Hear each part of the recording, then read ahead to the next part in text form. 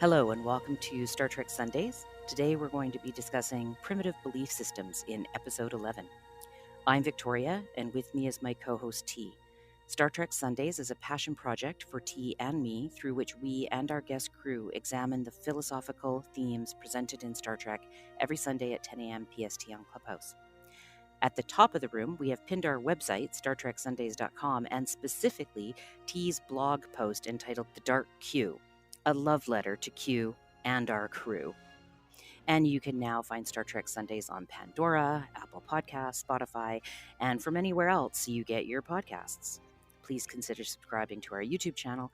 It really helps us reach others who might enjoy the show. So thank you, T, for curating a great selection for us to watch this past week. I came away with so many notes and quotes. The writers could be really quite pointed with their messages about belief systems. But before we dive into all of that, can you tell us what inspired the topic and the episodes you suggested as the watch list for us? Thank you, Victoria. Yeah, I'd love to. Gene Roddenberry, the creator of Star Trek, undeniably envisioned the future of humanity as being atheist and having moved beyond primitive belief systems. That's why every time the topic got brought up, there was a lot of moving parts that the crew had to juggle, with the prime directive being a common thorn in their side. It's therefore little surprise that we will find Picard espouse the views of a strong atheist, even knowing like entities like Q exist. Sometimes it would be a straight send up of religion, other times it would be a struggling race, but it was always the case that primitive belief systems were still very much alive and well in the Star Trek universe.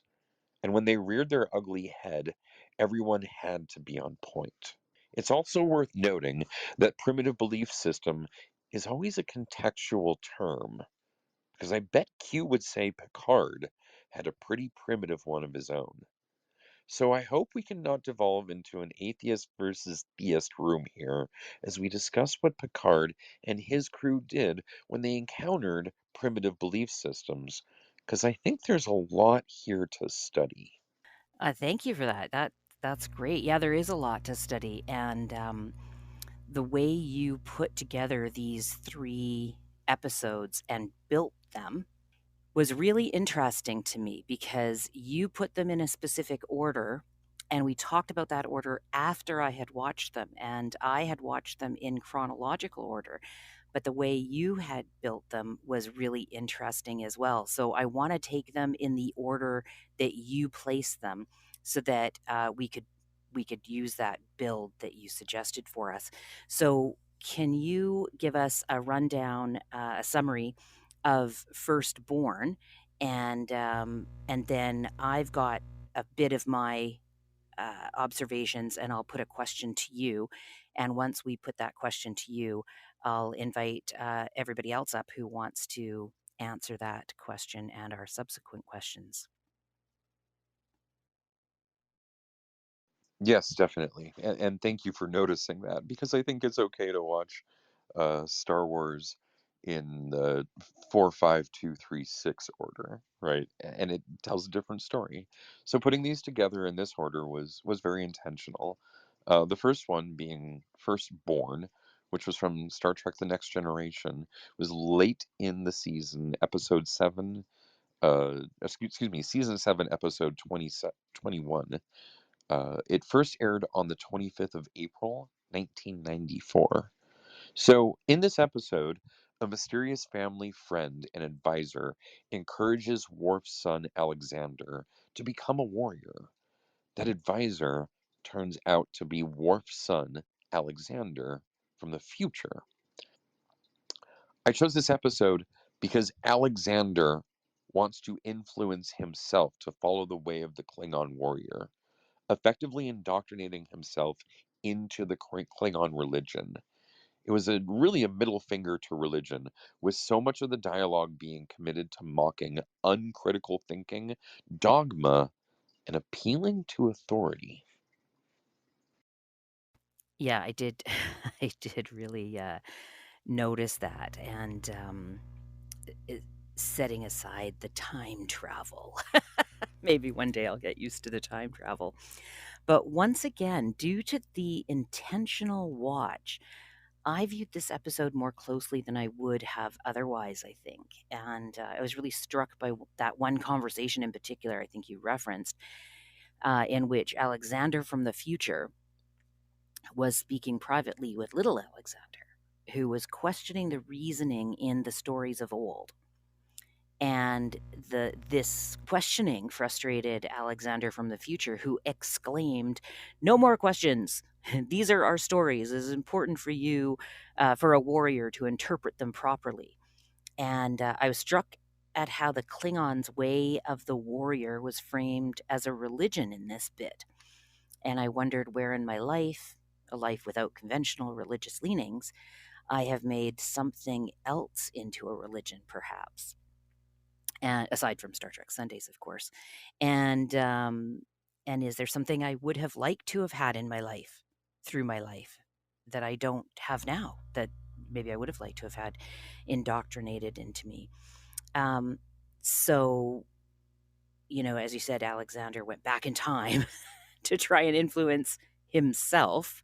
And I think we've seen this before, where we've had to address ourselves, which is interesting, and try to indoctrinate him into the Klingon religion. And then we find out later it's to save his father, which was kind of a sweet scene. So if you could travel back in time and indoctrinate yourself, what would you influence yourself to believe uncritically today? Well, I think that Alexander had a lot of good intentions. His intentions were to save his father, and the whole scheme that he had concocted to do so was to get him involved in their religion, and their religion is being a warrior. Thereby, he would have been able to protect his father. He wanted to make sure that at a very early age, he was into martial arts. And I think that that's something that I would have liked to have been indoctrinated into um, at an early age, because I think it would have helped me instead of more finding it at a later age. I think it'll learn at an early age, having that discipline. I mean, they always told me that that was important. It was something that I could learn, but having it was something that would have ultimate that later in life really impacted me greatly positively, gave me a lot of um, a lot of abilities, and even being physically disabled, I'm no longer able to practice the physical aspects of martial art, but the mental aspects, the discipline, remains with me. And I wish somebody had, indoctrinated me into that discipline sooner, that self-discipline, that thinking about uh, how I can better myself, and how I can exercise and grow in that way. So while Alexander, sort of ultimately failed in his mission, I think that maybe his thinking wasn't terribly off, in that we ought to indoctrinate our children into thinking about their own self-discipline. Okay, hey, you've just kind of blown my mind here, because I know we discussed this a little bit earlier, and I had thought, I wasn't a sporty kid. I tried lots of sports, and perhaps I just couldn't take it up or something, but my parents weren't really sporty either. But when you talk about discipline and being indoctrinated, I wonder, like, I was kind of indoctrinated into music. I remember it was really hard at the beginning. I started playing clarinet when I was 8, and I didn't like it because you had to do a lot of practice.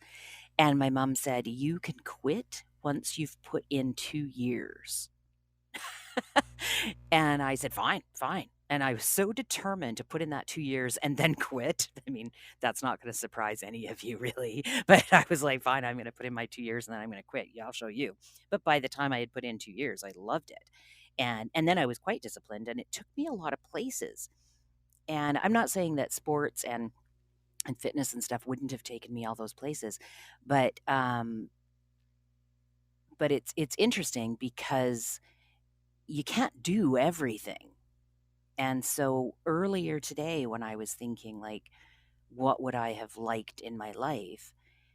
I think now, what would I have had to give up to make time for that other stuff? So I know that's kind of going off topic, but it's interesting. And then when you talked about discipline, I realized, oh no, I was sort of indoctrinated into something, and it was music and art. So I really like that. So I don't know if you have any reflections on that. Yeah, and I do because I also was forced to do music, and like you, I was determined to get out of it. And for those who learn discipline through it, man, amazing. Like love, great.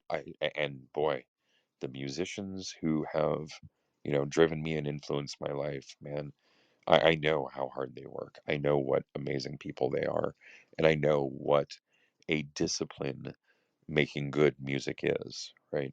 It is one of those things, one of the most incredible things. Like any art, you have to work at it and you have to discipline yourself to it. My problem was simply that I didn't learn those skills through music. And maybe that's bad teachers, and that's fine. And maybe there's other things that I missed out on. And so I have a different view of sort of coming up through music as a kid and not picking up discipline from it, and how it is different from me from martial arts. But maybe that's a completely skewed view. And maybe if I had had a different teacher who really like showed me the love and passion of music at an early age and making music myself, maybe I'd have a completely different view of it. And I'd say music is an amazing discipline because obviously others are incredibly disciplined about it. Yeah, it's interesting. I love these conversations. That's really cool. So we've got a few people on stage. Welcome, Lasha, Sin, Carl, Charlotte, and Steve, the philosophist. I've invited other people up, so please come on up when you are able. Now, I wanted to call on Lasha because she said that she saw the storyline completely differently from the way we did, but I also see she's made a comment that she might not be able to speak right now. So, Lasha, did you want to comment on that before I put the question to you? Are you available? Yeah, my cat is really crying right now. She's just looking at me crying, so please excuse me.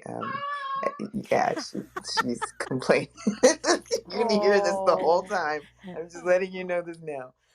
Um, Yeah, so I do want to ask you the question, like if you could travel back in time and indoctrinate yourself, what would you influence yourself to believe uncritically, if that's possible?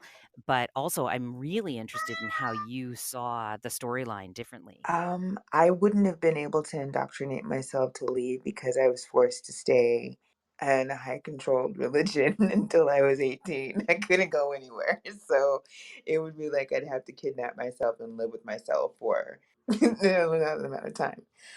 But I saw this episode kind of completely different. I saw it as a young man, a young boy who is multiracial or, interspecies and has to deal with the expectations of family and tradition, of culture. The expectations of culture. That's what I saw. I saw him, and it didn't even occur to me till the very end when he was saying that, I am you, Dad. And then I started seeing the similarity. Yeah, you do look alike.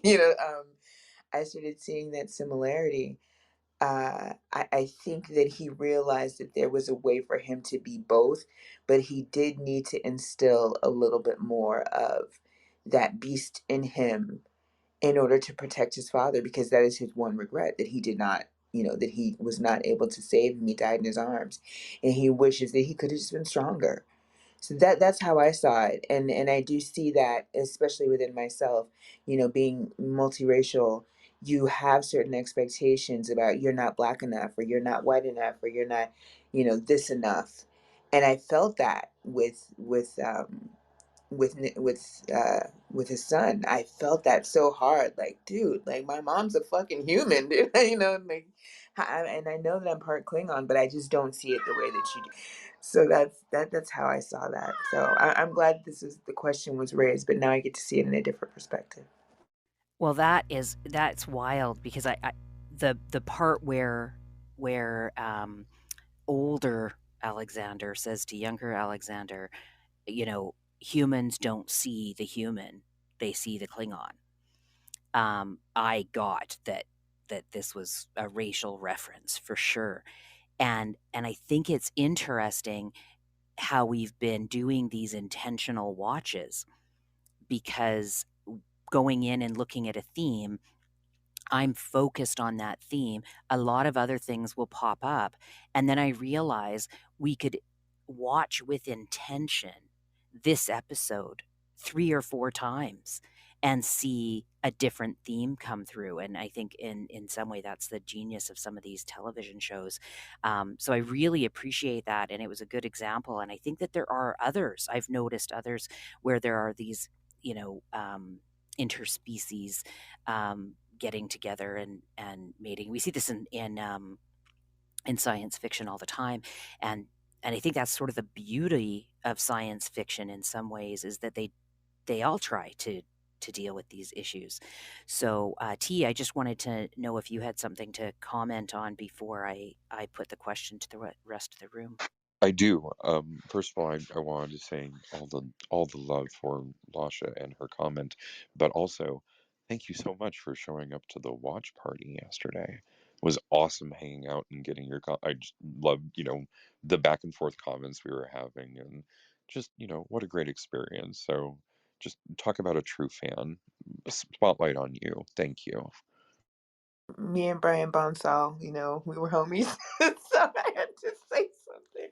I'll give y'all all sorts of like old school trivia for the show when you want it. Oh yeah, we're gonna have to have some more. Maybe we'll just have over the holidays or something when we don't have intentional watches. We'll open up the room and just talk about, just spew all the Star Trek trivia that we have that meant something to us when we were younger. So I've just PTR'd the stage so that I've got Lasha, Sin, Carl, Charlotte, and Steve. And for now, we'll just we've got some time here on this episode, and these all lead into each other. So if I don't get to everybody on one question, we'll be able to answer the questions throughout the 19 minutes. So Sin, I just want to go to you and ask you, if you could travel back in time and indoctrinate yourself, what would you influence yourself to believe uncritically? The martial arts thing that T was talking about really struck a chord for me too. It would have been nice to have been entrenched in something that would have given me refinement of my own personal skills that was more than just like something like schooling. I had folks that didn't have any interest in, that kind of stuff. They didn't have that experience themselves, which is why I figured they don't have the wisdom and perspective to pass it on to their kids. I imagine that would be something that I would, even though I haven't had it yet. Like I still would understand that now, understanding what I do now and where I am in life. Instead, my folks were very much. I had a very not very similar, but I had a very similar experience of having growing up in a high control cult, so, high control group, cult, whatever you want to call it, an extreme religious practice. But my family wasn't like how it sounds like she had, and we're friends. We've talked, so I think it's straight for me to say I understand. Hers is definitely a little different than my experience. Like I think her parents are a little more intense. I was fortunate to have parents that didn't push hard on the religious thing, which was cool. But at the same time, they're kind of the folks that I ran rampant. I didn't really have parenting. I kind of grew up without many rules, without many regulations. There was no there was consequences for certain things, Like they weren't immoral folks too. Of course, they're religious things. So, like when I look at martial arts, I see, yeah, there's like, I guess people could say like there's, like that's something that, first of all, that would be something like my family would actually be against, because they would feel like it would be involving some sort of praise or like anything. The way they believe things is like if you give praise or respect to anything too much, then you're worshiping it, And so they really work hard to walk this line of like taking the Bible very, very literal. So it's like that's why birthdays aren't okay. That's why celebrating somebody's whatever day, like it's not really done by them, because it's giving praise. So like I remember I did show interest in martial arts, and my folks were very much like, oh no, that involves these Eastern styles of religious stuff and blah blah blah blah blah. So unfortunately I didn't get that opportunity. I tried Pee Wee football, and that was horrible. I think I went to 2 games or 2 rehearsals, whatever. I mean, on top of it, my dad was kind of buffoon, and he got me an adult-sized male cup. And I remember Pee Wee football, right? You can just imagine this kid. I had a purple uniform too, of all goddamn things. Purple uniform, and I'm in all these kind of like thrift store thrown together. Like, he didn't go out and buy like brand new gear from like the Proud Dad section in the sporting goods area of your local superstore. Like, my dad went to the thrift store and got Joe Schmo's whatever, and I think I probably even got a used cup. I wouldn't put it past him, but it was definitely an adult size. And when I think about it now, it's logical. I understand. He didn't realize there was a smaller cup size. I get that. Like, I would make that same mistake right now, right? I would make that same mistake. I'd be like, hey, my boy's a strapping lad. He's in my image, like, this is definitely the right cup size, Someone would be like, well, sir, there's a smaller one. I'd be like, no, get that smaller cup away from me, like. So, I mean, in a lighthearted look at it, it was embarrassment.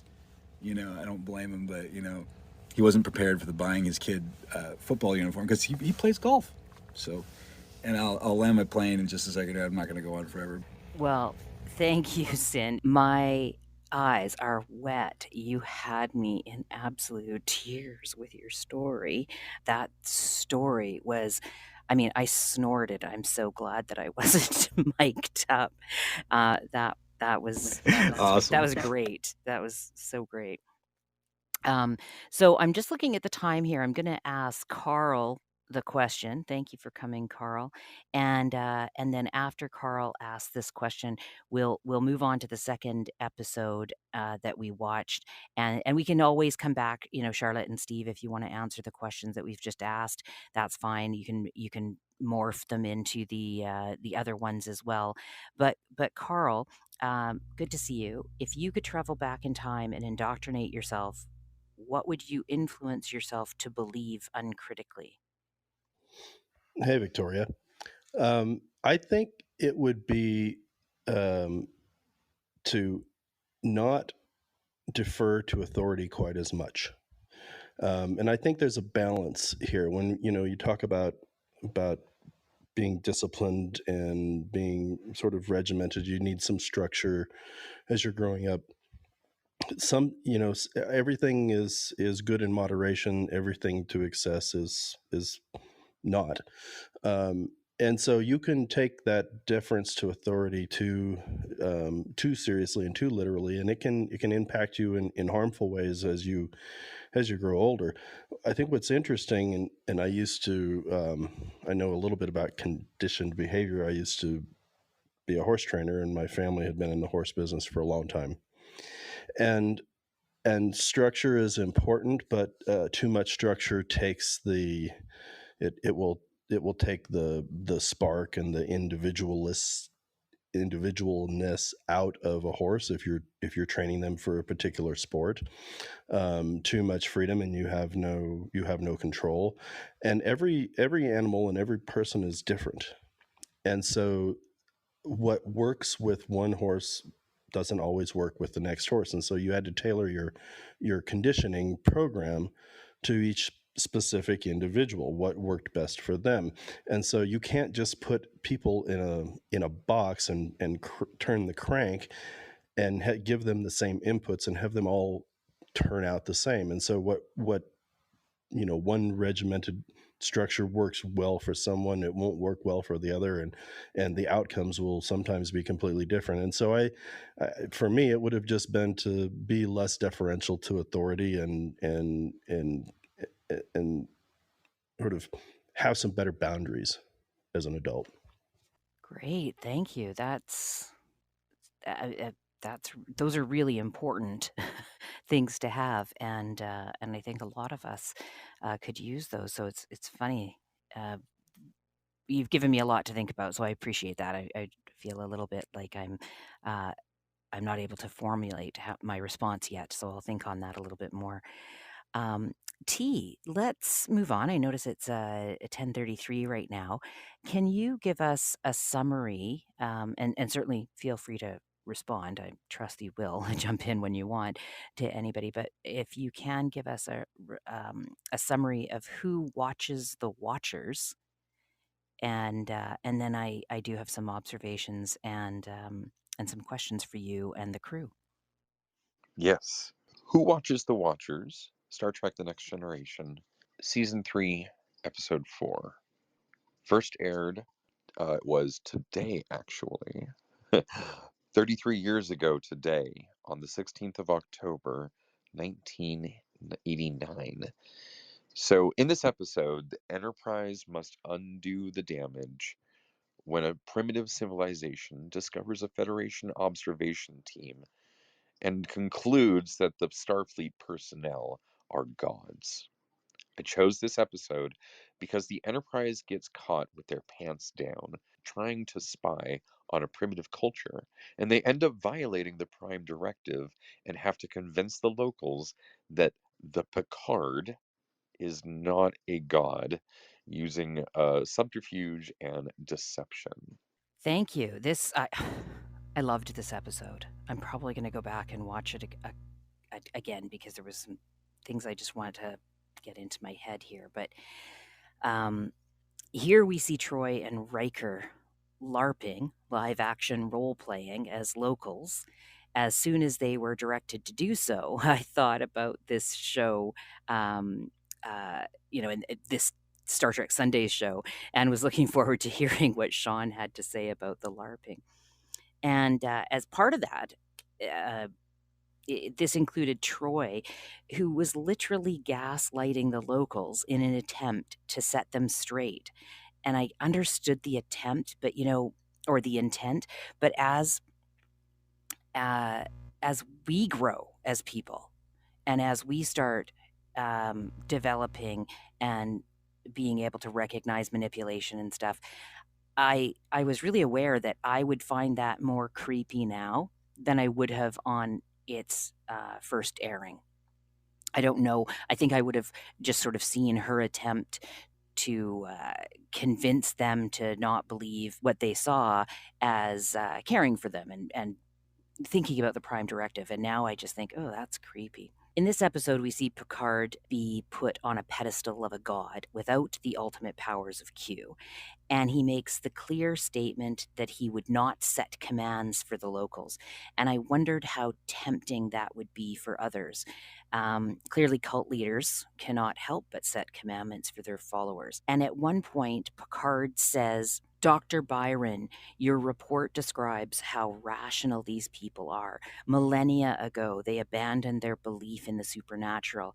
Now you are asking me to sabotage that achievement, to send them back into the dark ages of superstition and ignorance and fear.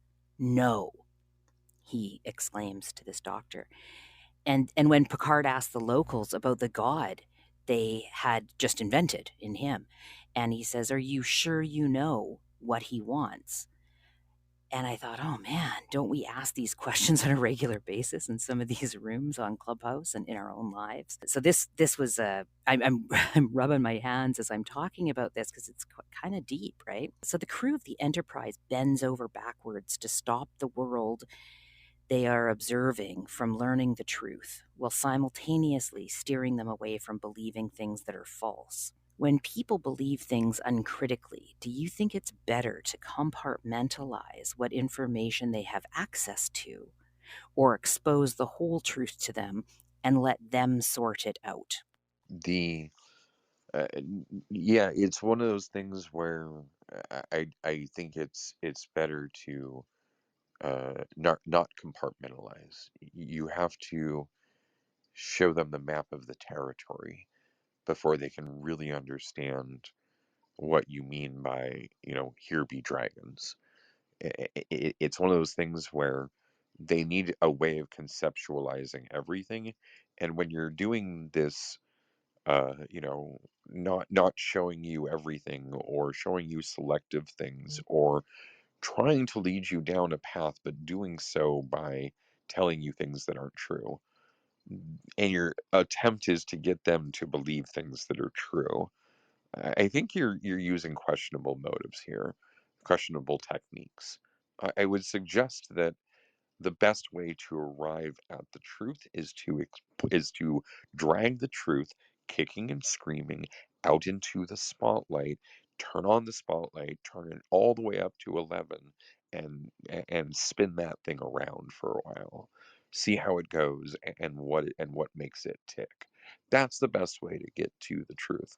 And I think that, in doing what the Enterprise were doing was sort of walking amongst them with Deanna, playing this role a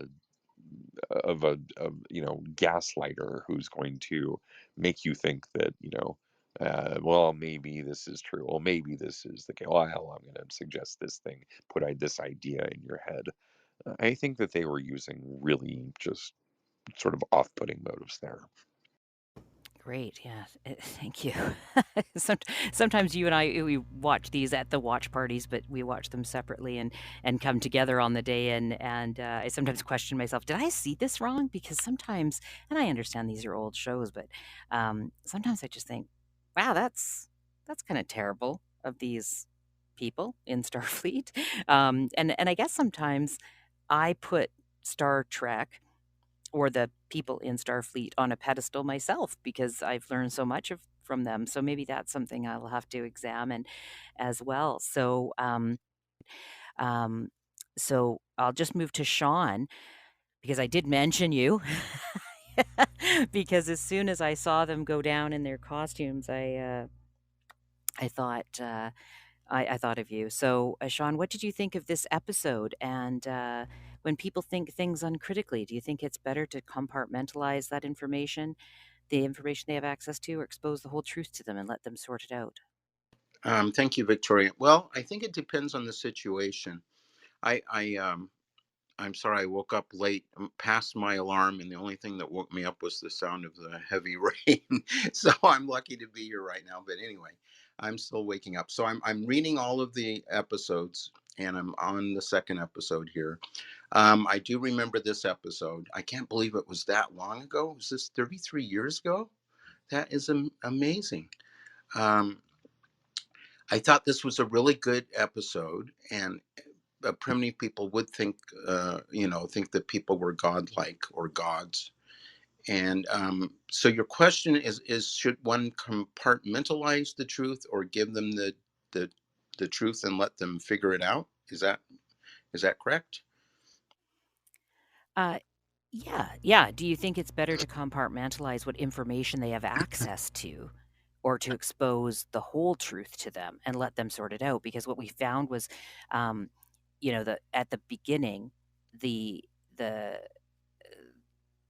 Picard and the crew were trying to just give them a little bit of information and help them out, um, but and keep them from knowing everything. But in the end, one of the guys, I can't remember his name now, Voren, I think, he ended up knowing everything. He went on to the ship, but he couldn't take it. He couldn't take the whole truth.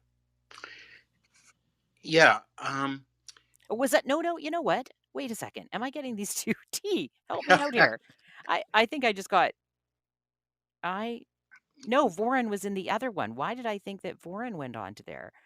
Oh No, my in the God. third Sort one. Now me I have out. an Slap my excuse as head. to my easy response. I have a good excuse. Exactly. Born's in the third Oh. one, not the second Yeah, one. Oh this my was a God. very feminine centered episode. You're right. Yeah, you're Finding right. God. Thank you, Lasha. Yes, it was the leader, the female leader, who went onto the Enterprise, and when she got up there, she was talking to Picard, and he thought he was getting through to her. Remember? And you're thinking, this is great, this is great, this is great, and then she says, "Can you bring back the children who died last year?" And then he's like, "Oh man, you're not getting it." Right. So in both these episodes, we saw the people from the locals go onto the ship and find out what maybe you could think of as too much information. And that would be my question: is it better to compartmentalize the information they have access to, or expose the whole truth to them? Well, even though they, he ended up telling her a lot, and she realized he wasn't a god, wasn't the Picard, but just a human Picard. They still didn't explain everything. I mean, it's not like they tried to bring these people up to, they just gave them barely enough information just to know that they were mortal like anyone else, and it was sort of technology. But they didn't try to like somehow, tell them better ways to do farming and chemical analysis and bring science into the equation. So even though they did have to reveal a lot more than they had planned to, it still wasn't everything.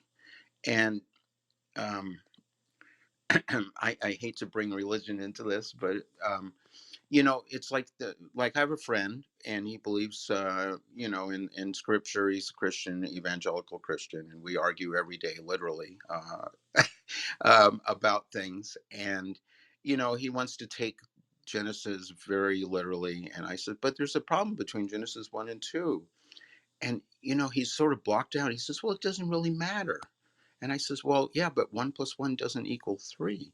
So some things do matter. Some things, you have to, you can rationalize in your mind away things and ignore things, because it will break your worldview, and then you won't have a good response. And if something's wrong here, it could be wrong over here, and then the whole thing falls apart. But um, it's like Genesis was what I believe was a creation myth. And people weren't trying to explain in detail how the world started, but they were trying to explain in a primitive way to a primitive people, being primitive themselves, what is the possibility of how the world came into being. And it wasn't too much. It was compartmentalized. It was just enough to give them an idea of what went on according to their viewpoint, of course. And so the same thing here. You try to give as little data as you can without confusing the people, because technology builds upon technology, science builds upon science. There's an evolution there. There's an evolution of life. There's an evolution of science. There's an evolution of culture, society, uh, ethics, values, etc. So you can't just overload someone and say, here's the deal, this is what happened, here's everything you need to know. And then that would just blow people's minds, literally. And I think sometimes you do need to compartmentalize. I think you're right, Sean, in that there is value in structuring the lesson, but at the same time, it's the gaslighting that I'm sensitive to. It's the sort of like, putting an idea in your head so that you'll believe something that really isn't the case, right? Or or just leading them down a path, right? Rather than just saying straight up, no, this is wrong, and here's why I know you're wrong. You know, that's the part I'm sensitive to. Yeah, Can I? there has to be critical reasoning. I'm sorry, Lasha, Oh go no, ahead. I was just gonna say, can I just say a really quick side note how much of a savage Picard was this episode? I mean, him telling Crusher how come she didn't just let his man die on the planet, Oh the my planet's God. surface. I almost shit myself. I'm like, whoa, dude, like you didn't just let him Yeah, die. Like, what did you? that was fucking savage. It was absolutely It was incredible. so Yeah, savage. I just wanted to let that be he known because he's like, slayed. I was just, he did. He was a slayer. Yeah, thank you for that. Yeah, that he was savage. I saw your comment earlier on that, and through the whole thing, he was quite disciplined and and sort of like, "What's going on? Well, I've lost control of my ship and my people." Right. So yeah, that was a little bit funny. So we have some new people in the room, I think new to the show as well. So this is Star Trek Sundays on Clubhouse, and our regular show is Sunday at 10 a.m. PST. And to be notified of future shows, please join the club and follow us at Star Trek Sundays on YouTube and other social media platforms. Today, we're discussing primitive belief systems. We have been discussing the show Who Watches the Watchers, and we're going to move on to the episode Homeward. And T, if you could give us a summary of that, and so I can get my own head on here, and then I've got a couple of questions for you, and then we'll put them to the rest of the stage, and anybody who wants to come up to answer the questions can. So T, I'm going to turn it over to you for the next episode's summary. Thank you. Yeah, I was really disappointed. Angry at the internet is what I mean to say, because it prevented Steve from sharing, and Steve is a true fan.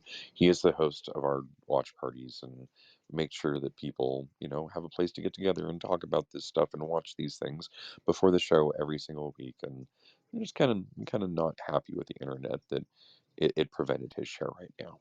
So. Oh, yeah, and I just echo that because he's a super thoughtful participant, and anybody who's not checking out the chat should check out the chat because he's in there right now, and hopefully he'll get his internet hooked up during our show today, and can talk about some of those things. But yeah, he's really thoughtful. So Homeward, The Next Generation, season 13 or season 7, episode 13. So this happened a little bit sooner in the season than the first episode, but it first aired on the 17th of January 1994. In this episode, Worf's foster brother violates the Prime Directive by saving a group of villagers from a doomed planet.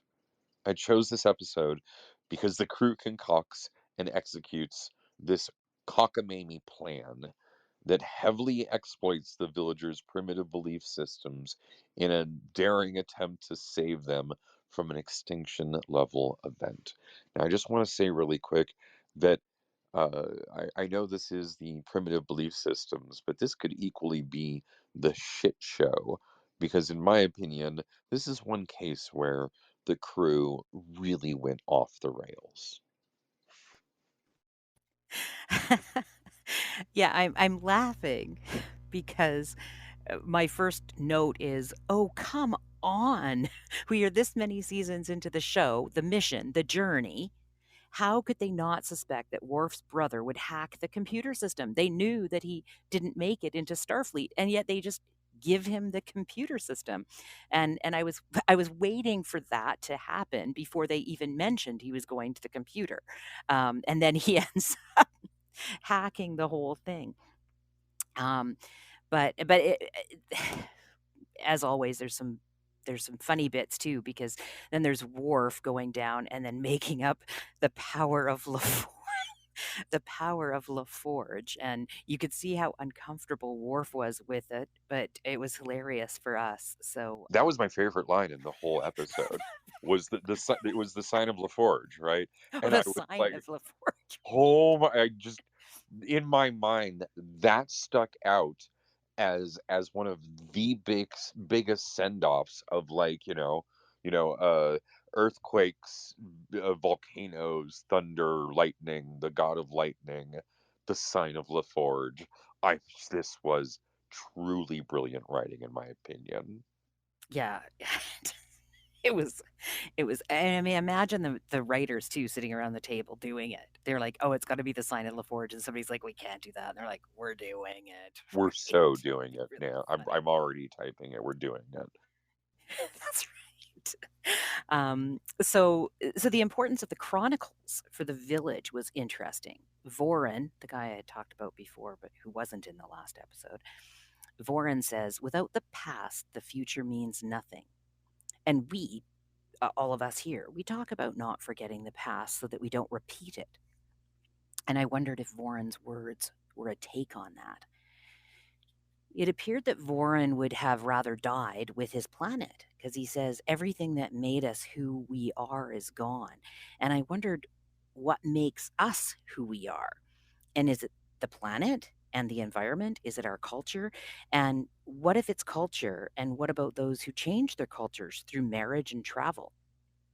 So those were some of the thoughts I had, and Voron doesn't survive the voyage, which is their voyage through this made up holodeck, because he learns the truth and subsequently dies of suicide, because he can't live with the lie that he would have to hold to go back to his people. He can't tell his people what he knows. And so, my question to you, T, is have you ever been faced with an impossible choice which has no acceptable answer to you? Yeah, I feel like good relationships that end are like that, where on one hand, there's so much that's wonderful and good about the relationship that you don't there's that at it ending would be unacceptable. But on the other hand, the relationship needs to end for whatever reason, and that's just unacceptable. So you're damned if you do and you're damned if you don't. Really, really strong bonds like that you have to break end up feeling like Kobayashi Maru situations to me. There are things where I can think back on one specific situation where a breakup needed to occur because my partner was an alcoholic and was being abusive with a child literally watching it happen. And so I on one hand I stopped being in that child's life and being part of that relationship because the child came with the relationship. On the other hand, I continue to be a part of this thing where a child is witnessing abuse between two adults, where I'm on the ground and she's kicking me, and I both cases are unacceptable. So I feel like that would be a really strong case in my life where I don't feel like either way is okay. Well, thank you for making yourself vulnerable and sharing that. I know that I'm sorry to hear that. And I know that many of us here on this stage share some very personal experiences. And I think that it helps others be able to do so and settle into some of their own experiences and settle into themselves a little bit more. So I appreciate that. Um, so I'm going to put this question to the stage, and I want to welcome Joanna to the stage. I'm not sure, Joanna, how long you've been here and if you want to answer this question or any of the other questions, but the question on the table right now is, have you ever been faced with an impossible choice which has no acceptable answer? Well, yes, and I'll just share without emotion that my little brother, was hit, struck, and killed by a car as he was walking, and I witnessed this. Now, I was in an impossible situation where I really contemplated doing something so I didn't have to feel that pain anymore. If I don't know, I hope that's apropos to as an answer. Um, and then I had to choose to go through life accepting this because the other alternative was not acceptable to me. I don't think there could have been a better answer to that topic. I Thank you for couldn't sharing. imagine a better answer, Joanna. I think that's Really? a beautiful and important answer. And I just want to thank you for choosing to live, even though that was an impossible choice to make. Thank you. That means a lot to me. Yeah, I'm really happy you're here, Joanna, and I really appreciate what you um, bring to this stage and to the others in the rooms that we've shared space. So thank you for sharing that. Well, I am going to put that to the rest of the crew here on stage. We've had quite a few questions put out, and it started with if you could travel back in time and indoctrinate yourself, what would you influence yourself to believe uncritically? We moved on to do you think it's better to compartmentalize what information people who think uncritically have access to, or expose the whole truth to them and let them sort it out? And finally, have you ever been faced with an impossible choice which has no acceptable answer? We put these out as prompts to bring out discussion that maybe doesn't get shared very often. And but I know that everybody watches these shows and brings something else to it. We might have this intentional watch, but they see other things in the shows. So I'll put those questions out to everybody, and but if there's something else you want to discuss that was prompted by these episodes, please feel free to share. My PTR right now, the order of people I have is Lasha, Sin, Carl, Steve, Joanna, and Sean, and I invite anybody else up who wants to share. So does anybody have anything to contribute right now? Sure, Lasha? sure. I didn't get to watch the final episode in the homework. Sorry, y'all. I got out of class early. But listening to what was said in the question at hand, I believe that the only decision that I would ever have to make in life that would be impossible for me is how my child died. I think that to me would be the only other one. I mean, a loved one, yeah, my mom, yeah, all those other people in my life, but someone I have actually birthed and taken care of. I think that is the only impossibly hard decision that I would ever have to make. And so I had to think about this a little differently, because I started to think about things like selfishness and how callous that might sound, but in the end I still didn't care. So it's something that I'm still trying to wrap my head around. But I think the only really hard decision I would ever have to make is how my child died. Not even if, if it has to happen, it has to happen, but how would be impossible for me. Right. Yeah. I saw that comment in the chat, and it kind of struck me. I thought, yeah, the how. I can't imagine that. Sometimes I hear the parents on these stages talk, and I just think, what a hard role to have in life, to love something so much and to always be faced with the possibility of losing that. It just, I know most people go through that, but I'm child free, and sometimes it just stops me in my tracks. So thank you for sharing that. Anybody else right now want to contribute or have any thoughts on these episodes or these questions? I could talk forever about Star Trek, Star Wars, drums, snowboarding, and probably motorcycles at this point. Yet I haven't even really ridden one yet. So I'm not going to just talk for the talking's sake, but I just want to say this room has been amazing. So thank you. Oh, thank you, Sin. Yeah, I really enjoy it, and it wouldn't be as enjoyable without all these other people contributing. That's for sure. So I tip my hat to everybody here. Yeah, it has been heavy. So maybe what we'll do is I'll keep those questions on the table, and we can contemplate some of those questions, and primitive belief systems is a topic that will come up again and again. I think Star Trek covered it many times, and Yeah, it did. yeah, and there's different ways of looking at them. I love the way we've looked at them today, and perhaps we'll have some more thoughts.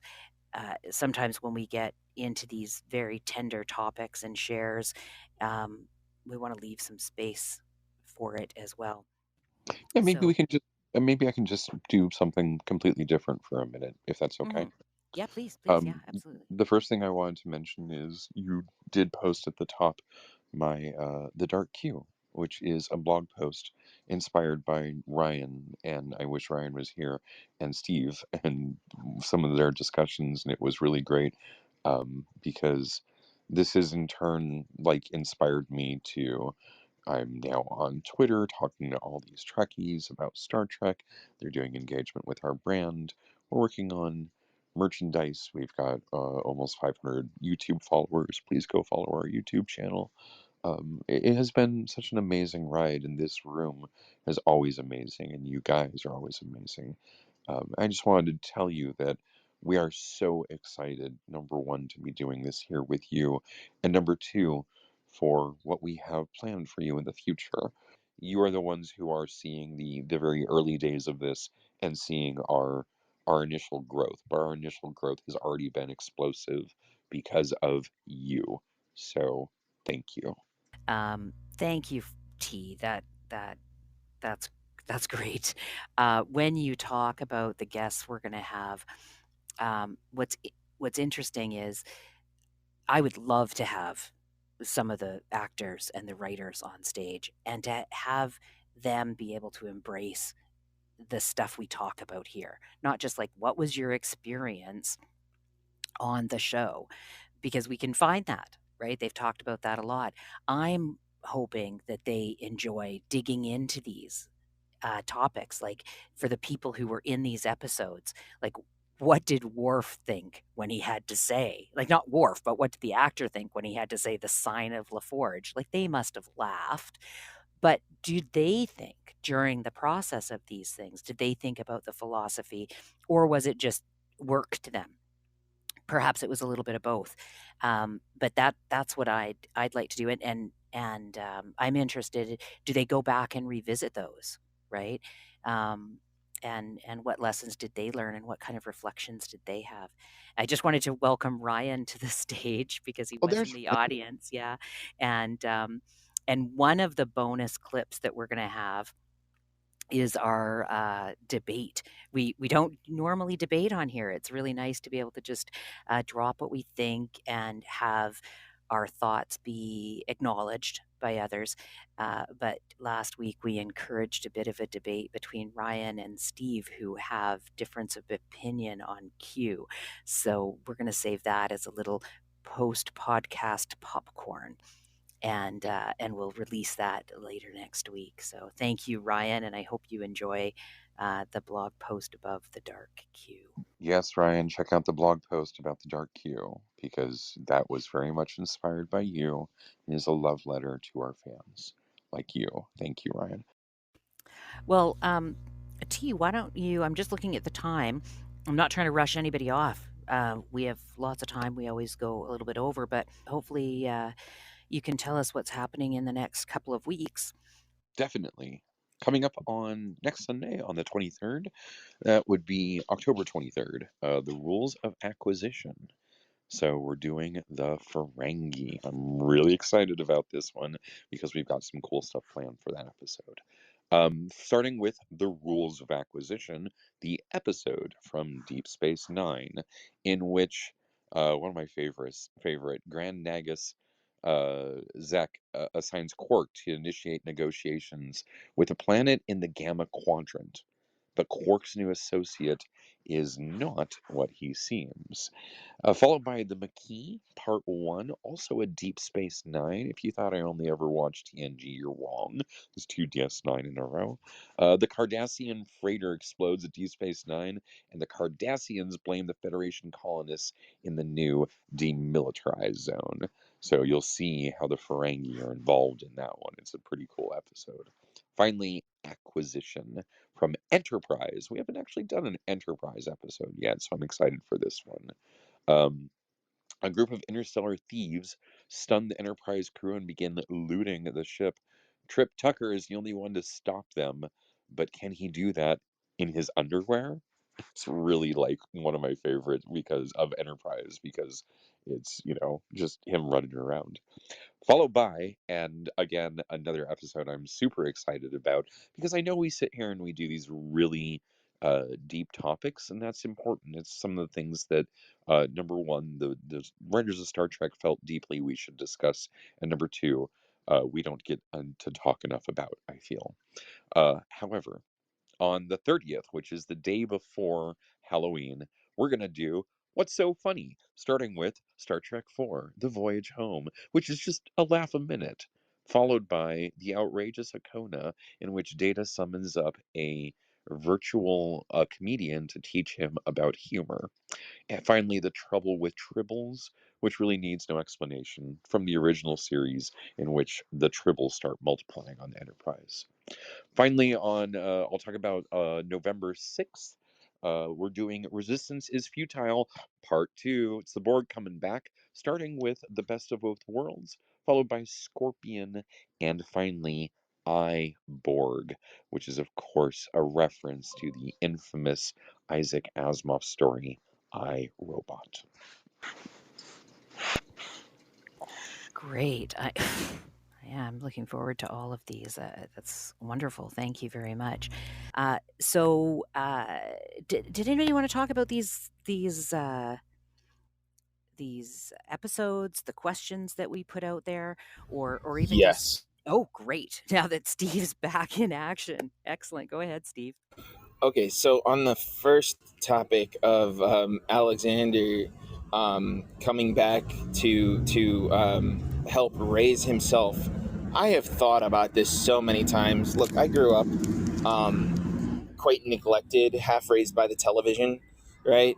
And so I throughout my whole life, I needed guidance. I needed perspective.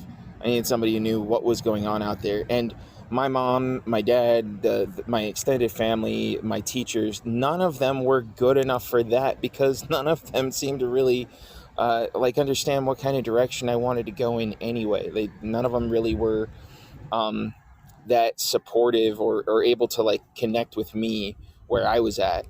And so I have plenty of fantasies of, if I could go back in time and raise myself, I would simply teach myself from the very get-go the fundamentals of rationality, right?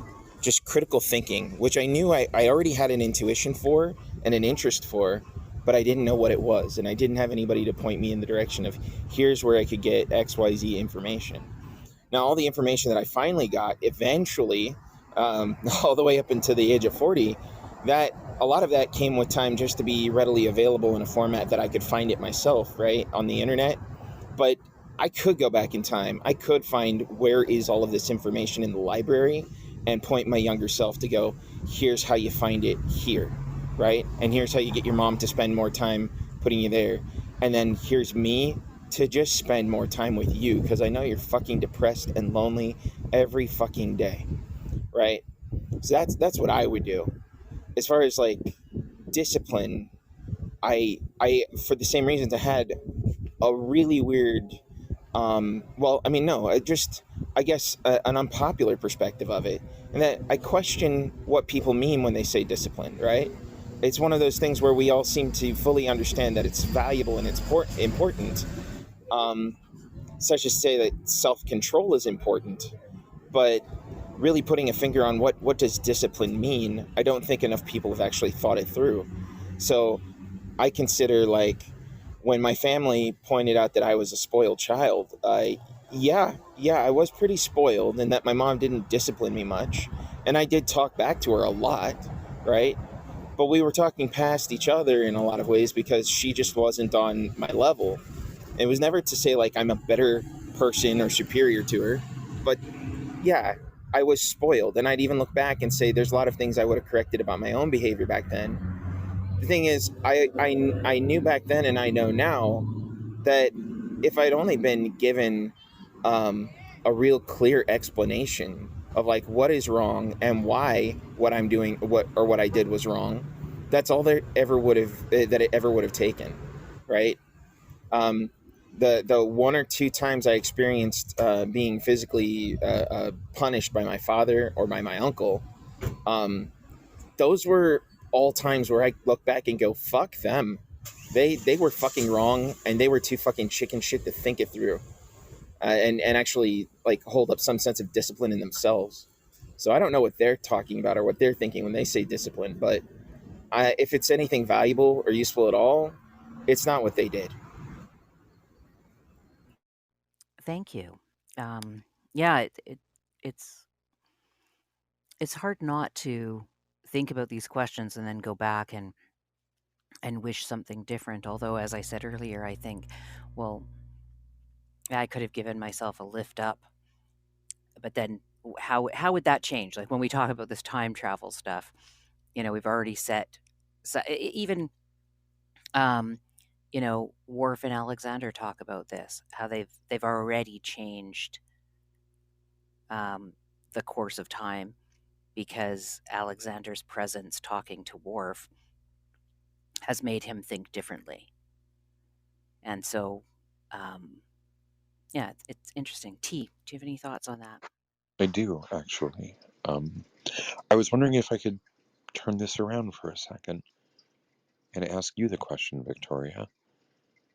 The crew of the Enterprise bends over backwards to stop the world. They're observing from learning the truth while simultaneously steering them away from believing things that are false. When people believe things uncritically, do you think it's better to compartmentalize what information they have access to, or expose them to the whole truth and let them sort through it? Oh, no. I'm supposed to be asking the questions, T. Nope, holding you to it. Um, We want to hear. We yeah. want to hear from you, and I'm going to go ahead and speak for the audience right now. We want to hear your answer. I want to say that would depend, right? I yeah, it's interesting because I do think that there might be a time. I can imagine a time where compartmentalizing something would be beneficial. And that might be with children or people who don't have their full capacity. But in general, I would say that exposing the whole truth, this is the question that you're putting to me, right? The question that I put to Yes. everybody else. Yeah. Exposing the Yeah. whole truth to them, and I think is important. I guess as I asked this question to others, I kept thinking to myself, when I said, or expose the whole truth to them and let them sort through it, I kept feeling worse and worse about the way I said that, because I thought exposing the truth and letting them sort through it, perhaps the way is to expose the truth and help them sort through it. And I don't mean guide them in a way that is gaslighting, but in a way that we all hope to be guided to take time in the areas that they struggle and to encourage in the areas where they excel, because I think that we see that with lots of people as they change and develop. And I think we see this in some of the rooms that we have here where people are deconverting from religions or relationships or whatever it is. And for the most part, we don't say, well, this is the truth. Now you've got to sort it out. We empathize and we walk through it with them and we stand with them as they learn these new things. Even with me, I was just having a back channel with somebody last night and thanking them for being so patient with me as I learn how to think about philosophy and how to learn how to philosophize. And without that person standing next to me and being patient, I wouldn't be able to grow in that area. And so I think that when we ask the question, do you think it's better to compartmentalize what information they have access to or expose the truth to them? We're putting ourselves in the power position, and with that power, here it comes, is responsibility. And as I kept asking this question, I thought, if we're going to be doing this and making that decision, we have to be responsible. Does that make Yes, sense? that's a great answer.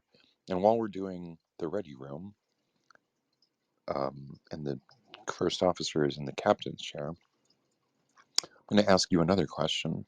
Then I'm going to put that question to the rest of the room. But this is a question that Victoria wrote. It appeared that Voron would actually have rather died with his planet. He said, everything that made us who we are is gone. And I wondered, what makes us who we are? Is it the planet and the environment? Is it the culture? And if it's the culture, what about those who change their culture through marriage and travel? I had some thoughts about this myself. I thought it's problematic that they are moving in such a way that their entire cultural history and archaeological history is being erased. And future generations, when they go to dig up that fossil record, are going to be really confused. It's not going to make sense. And what they did is they doomed them to confusion. And I really didn't think that was, you know, a good thing. And so I think that there's definitely a strong case to be made that part of it is at least the planet and the environment. But Victoria, what is it that makes us who we are? Is it the planet and the environment? Is it the culture? And if it's the culture, what about those who change their cultures through marriage and travel? Oh, T. I'm going to open the room first next time so I can be in that Yeah, corner. yeah. Oh my. Again, putting you in the spotlight here.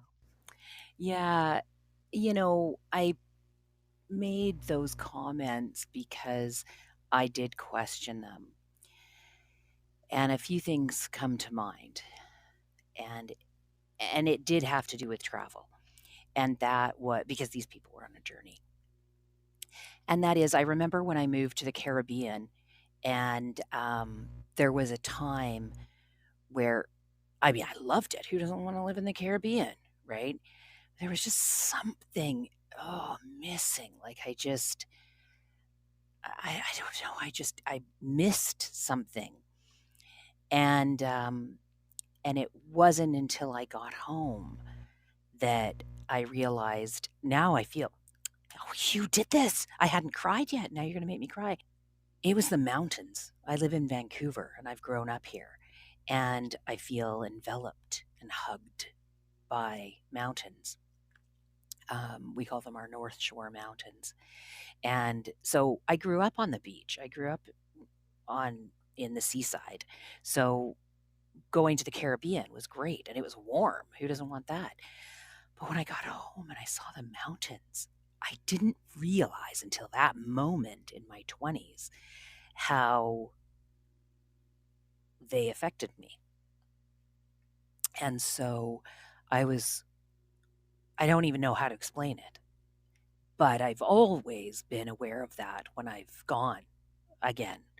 And when I come home, that's what I see. And so I did kind of feel with these people, they're gonna know that they're gonna know at some point that they're not just in a different area of their planet.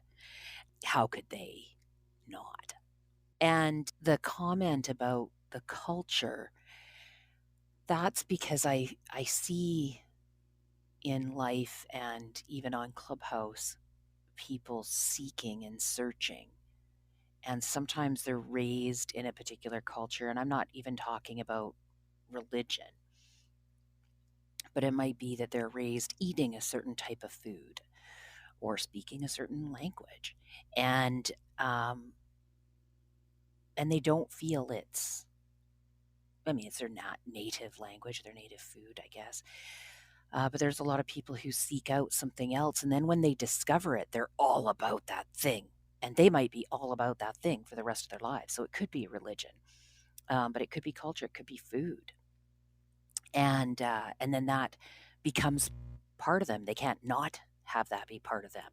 So I had to wonder, like, how Voren could reject that, right, as you develop. And maybe this is where we get into the word primitive, if they didn't realize that about themselves and about how people mesh all of their experiences, and his panels of his chronicle, how all those things built upon each other. They didn't contradict necessarily the panel before it. So those are the things I was thinking about. I think I'll just leave it there. Amazing. I mean, yes, absolutely. Those are the things that make us who we are in a lot of ways, right? And beautiful answer too. Thank you for that. I'm T, and I'm in the captain's chair today because we're in after hours. Ryan, thank you so much for coming to the stage. I don't know if you're familiar with the episode that we're referring to, but in the episode, one of the people who were being saved, it looks like he just rather would have died with his planet. He says, everything who made us who we are is gone. And I wondered what makes us who we are. Is it the planet and the environment? Is it the culture? And if it's the culture, what about those who change their culture through marriage and travel? Welcome to the stage. Welcome to the Star Trek Sundays Ready Room. James, buddy, first of all, big hug. Do you have any thoughts about what it is that makes us a culture? Is it our environment? Is it our past? Is it, what happens when we marry into a different culture? Do we become different people? What is that about? Yeah, we are definitely affected by that. However, it doesn't take away what we had prior to that. I think we become a more a more divergent individual. We're less of one and more of other as well, right? Like we gain more knowledge of what it's like to be another culture, so we can still be. We're both cultures. We're growing. We're learning more. We're becoming more mature, more developed. So I think it's pretty awesome to be more diverse, right? I completely agree. And that is something that we also do celebrate as part of our culture, is our diversity. Is I'm fortunate to sort of live in the melting pot of of Southern California. And so it's one of these cultures where, everywhere you go is sort of this little hub and nexus of cultural concentration. But then within that there's all of this overlap. And it's one of these things where, you know, California cuisine is where you take everything else and you just kind of mix it together in a new way and you add avocado to it, right? Yeah, I get it. Yeah, I see what you're saying. Yeah. So, Christy, thank you so much and welcome to the stage. And I love you, much love for you, James. Christy, uh, are you available to answer the question? I don't know if you've heard it. Oh yeah, no, I heard it. I've had to keep popping in and out, and also Clubhouse keeps crashing on me. So so it's been a little crazy, but I believe that your experiences are what make you who you are, and whether I mean, I don't know, I guess the question more is about the culture, not who you are specifically. So I guess I don't have as good an answer as I thought I did. Oh, that's not true. But yeah, well, because the thing is that, as you said, there's just such a melting pot, at least where I live as well. I'm in Northern California, but that doesn't change the cultures that I came from. But then also, I was an Air Force brat. So, I mean, we moved around all the time. So I never felt like I had a specific culture. And then you were talking about the environment, and I think Victoria was saying that the mountains were so important to her. I do think that where you live and how you were raised plays a part. But I also think that a lot of people, you can choose what you want and you can move around and become something else if that's what you want. So I don't know. I think it's really individual. And I loved what somebody else was talking about. I don't remember if it was training horses. I think it was training horses, about how each one is totally different and it requires a different touch. Like, I mean, and each person is that way. I mean, every single person is so different, and what you get exposed to can, even somebody exposed to the exact same things can have a different response. And so I don't know. I just think we're all trying to live in our environment, and our environment keeps really changing, honestly. So I don't know. I think I sort of didn't really answer the question exactly, but that's what I think about it. So thank you for listening. I think you did, though. I think you pointed out that it is a shifting floor that moves beneath our feet, and that is part of the answer. It's part of what makes us us, is that shifting floor beneath our feet, right? And we have to sort of, keep up with the tide, or, you know, no, someone suddenly we're not part of the culture, or is that to say we're not cool, or am I just growing old? And that's not what we say anymore. Anyway, one more person, Raoun Kundi. Thank you so much for coming to the stage. We're in the ready room of Star Trek Sundays, where apparently the first commander hops in the captain's chair for a minute. How are you doing tonight? Or this evening? I don't know where you are, but how are you doing? You available to talk? It does not appear that way.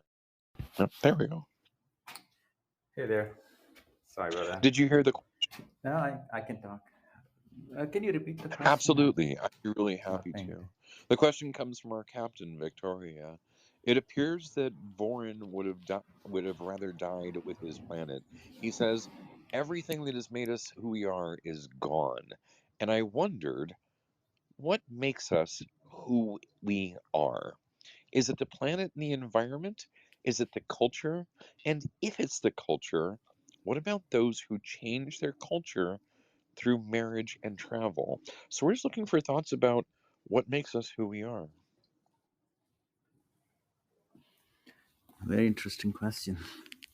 Let me address the part I don't know about the environment, but people who change their culture.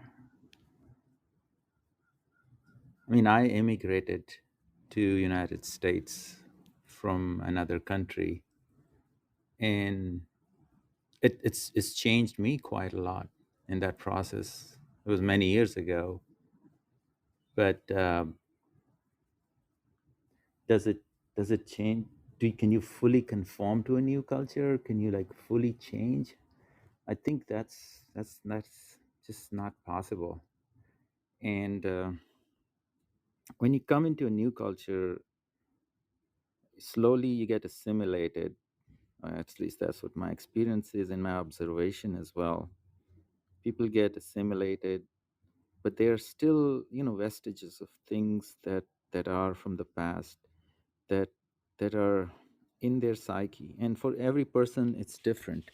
They have brought with them something that they just cannot change. It's there. It's gonna stay there forever.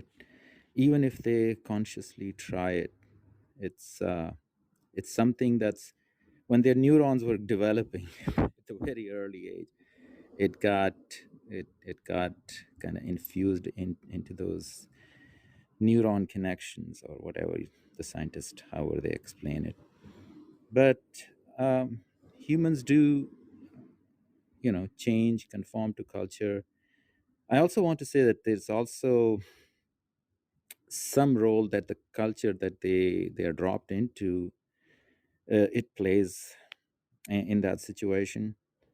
If it's a more accepting culture, they'll be rarely easily adopt to it if they take a liking to it. If it's an unfortunate situation where somebody is a hostage in a xenophobic culture, but now they have to live there, that is going to take quite a while. I mean, there have been situations like that, right? There've been like mass migrations, or the people in other cultures have captured and taken slaves and then brought them into their culture, things like that. So I think there are gradations of acceptance for people who are coming from outside. Plus, there is a role that's played by the culture that's absorbing them. It's And interesting. that's all I would say. I can't help but think of it in sort of like, magnets that affect each other. They sort of have this like, force on each other, and when they come into proximity with each other, they push on each other in this way. It seems like you're describing culture in a lot the same way, but then you never sort of can like, to truly change who you are. You can only sort of, find your comfortable distance in or out of this culture. And I think that's an interesting observation, because I know that's true for me. I definitely find my own comfort in and out of certain cultures to a distance, to a certain degree. So I think that's a great share. I want to say thank you very much. That was the Star Trek Sundays Ready Room. And I think at this point we should hand it back over to Victoria to take us out. Thank you, T. That was that was wonderful. I just wanted to comment on what Rahun had said too. Is it was with his share that I was realizing that there isn't anything static about culture, because while we change as we move through the world and as we meet different people, we impact those cultures as well.